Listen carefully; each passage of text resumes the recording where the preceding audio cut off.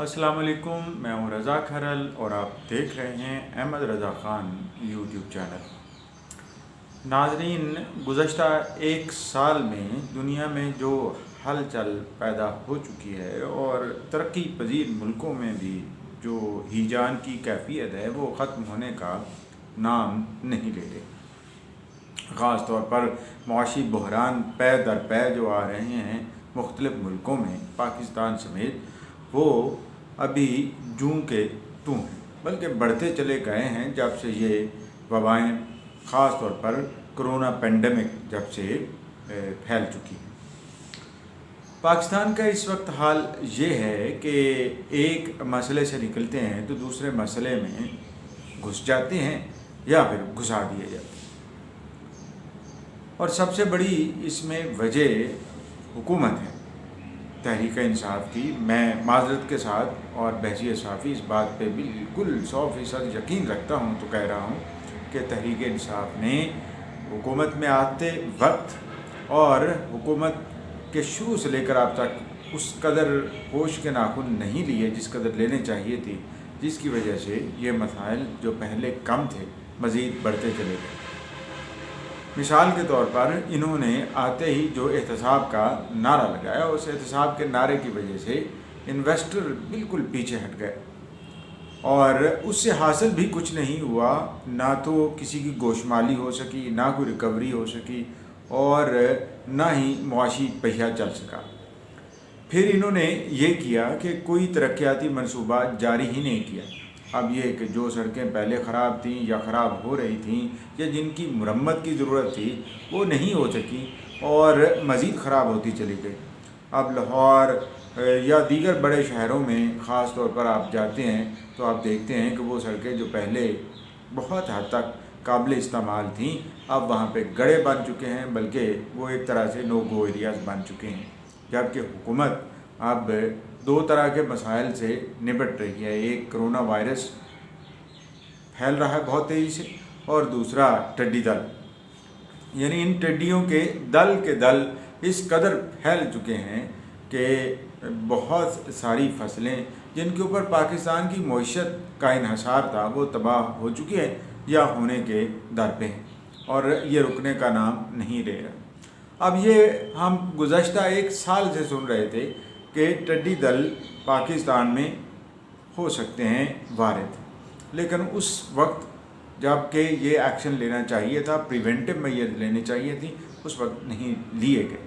اسی طرح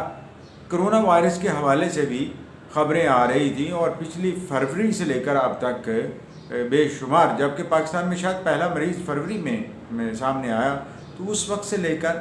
جو اقدامات کیے جانے چاہیے تھے وہ اقدامات نہیں کیے گئے، جس کی وجہ سے وہ وبا پھیلتی چلی گئی۔ ایک کمپلیٹ لاک ڈاؤن چاہیے تھا، اور ان لوگوں کی اسکریننگ چاہیے تھی مکمل طور پر جو بیرون ملک سے آ رہے ہیں، لیکن جب انہیں کسی وجہ سے بھی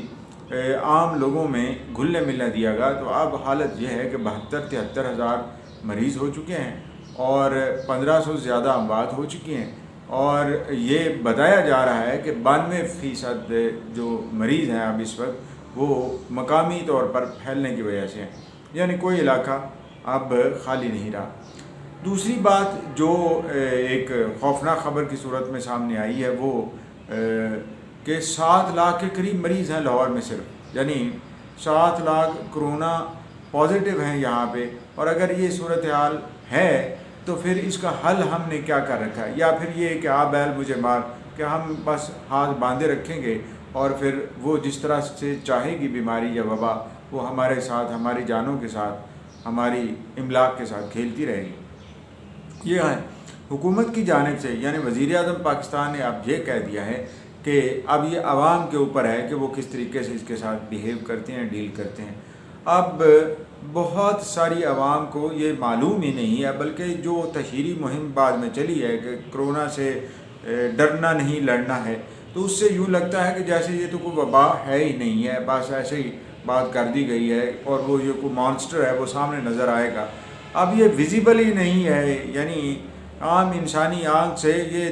دیکھا ہی نہیں جا سکتا، تو پھر یہ ہم لڑنا کس کے ساتھ ہے؟ یہ تو یہ کہنا چاہیے تھا کہ ہمیں ڈرنا ہے، احتیاط کرنا ہے، پیچھے ہٹنا ہے اس بیماری کے خلاف۔ اور پھر ماضی میں جب 100-150 سال پہلے کی تاریخ ہم جانتے ہیں، اس میں لوگوں نے گھروں سے دور جنگلوں میں رہائش اختیار کی تھی طاعون کی صورت میں، تو یہ بھی بالکل اسی طرح سے ملتی جلتی صورت تھی کہ آپ نے دوسرے لوگوں سے، اپنے ساتھی انسانوں سے دور ہونا ہے اور آئسولیشن اختیار کرنی ہے، یہ سماجی دوری اختیار کرنی ہے تو تبھی بچنا ہے۔ اب حکومت کی کنفیوزنگ جو تشہیری مہم ہے اس کی وجہ سے اب یہ سمجھ نہیں آ رہی تھی کہ کیا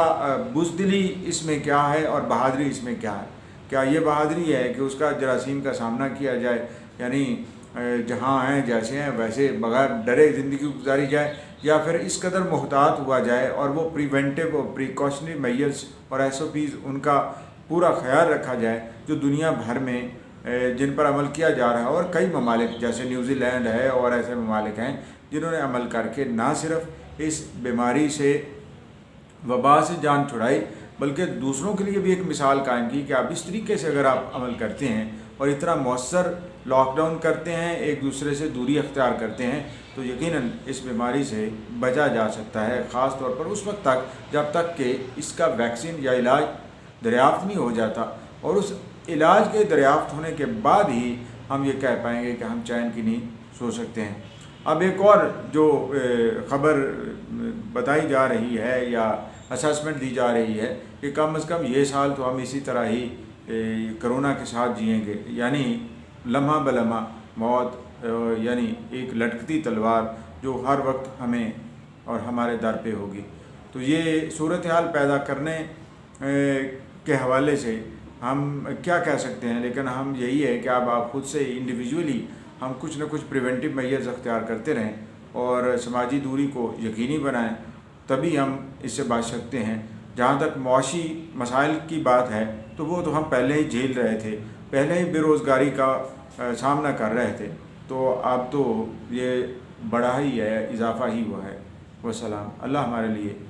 بہتری پیدا کرے۔